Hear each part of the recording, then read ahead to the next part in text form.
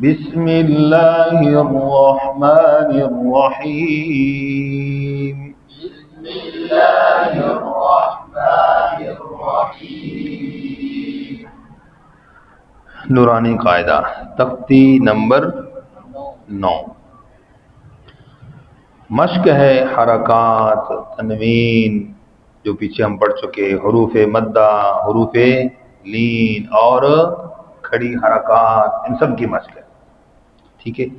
اس تختی کو پڑھنے کا طریقہ کیا ہوگا؟ ہجا، رواں، وقف، اجرا. ٹھیک ہے.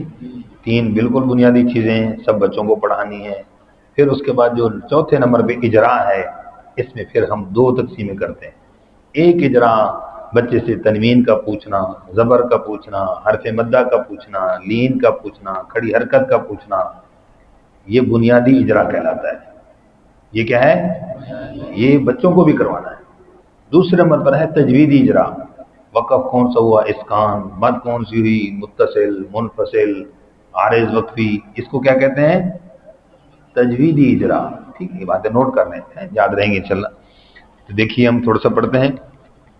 حمزہ کھڑی زبر آ، حمزہ کھڑی زبر آ، میم زبر با، میم زبر آم، آم، نون زبر نا، نون زبر نا، آمنا.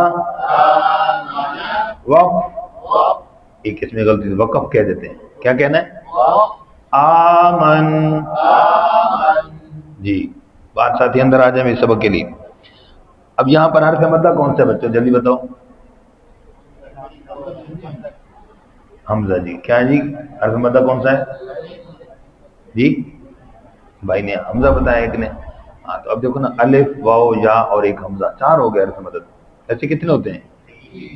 یہ تو کام خراب ہو گیا. کتنے ہیں بھائی؟ یہ کون سا ہے؟ الف کہاں ہے؟ کون سا الف ہے؟ کھڑی زبر میں الف مدہ. نوٹ کر لو جملہ کیا کہنا ہے. شاباش. ٹھیک ہے. وقف بالاسکان. وقف بال، یہ ہم پہلے بھی پڑھ چکے ہیں. آخری حرف کو ساکن کرنا. تو بچے کو اتنا تو سمجھاتے ہیں بیٹا، جب آ من پڑھتے ہیں تو نون کیا ہو جاتا ہے؟ ساکن. اس کے اوپر جزم آ جاتی ہے. شاباش. جی آگے جی. آوا، اور گول کرنے ہیں. وقف میں بھی اسی طرح پڑھیں گے. آوا. بتاؤ جی اس میں حروف مدہ کون کون سے ہیں؟ کتنے ہیں؟ کون کون سے؟ الف اور واو. اچھا جی. اب دیکھو تو پہلا کون سا ہے؟ کھڑی زبر میں الف مدہ. دوسرا کون سا ہے؟ دوسرا واو. کیسے ہے بھائی؟ واو وہ ہوتا ہے کہ جس واو ساکن سے پہلے پیش ہو. ٹھیک. یا پھر الٹا پیش ہو تو پھر کیا بنتا ہے؟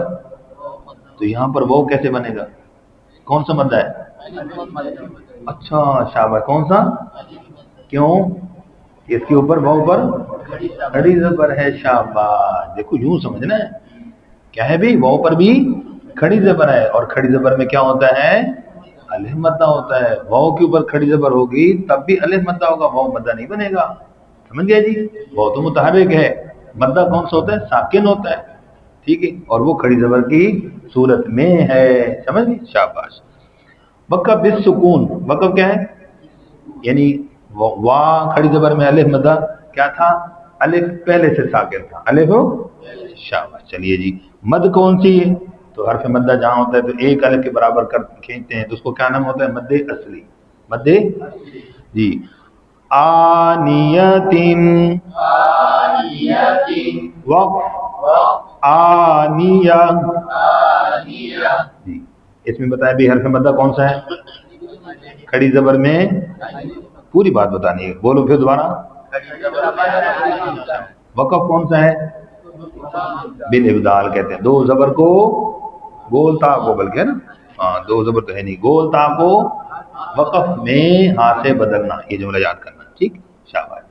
حمزہ کھڑی اور ہجا کرتے وقت حرف کا نام پورا لینا. اس بات کو پھر دوہرا لیتے ہیں. حمزہ کھڑی زیر ای، حمزہ کھڑی زیر ای، لام کھڑی زبر لا، لام کھڑی زبر لا، ایلا، ایلا، پا فی فاضل فی ایلافی ایلافی ای دیکھو ای چھوٹا ہوا ایلا غلط ہو گیا ایلافی ایلافی برابر ہیں دونوں.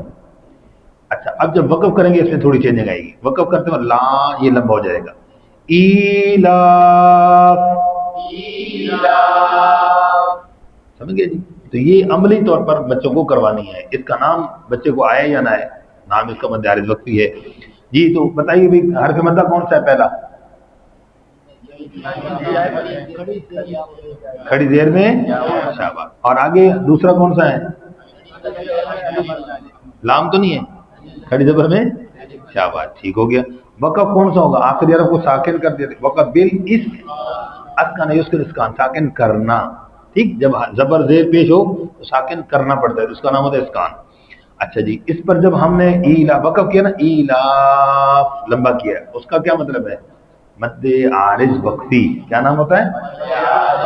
اب یہ نام یا تعریف بچے کو نہ بتائیں, لیکن پریکٹیکل کر کے مد کروانی ہے بچے سے. ٹھیک.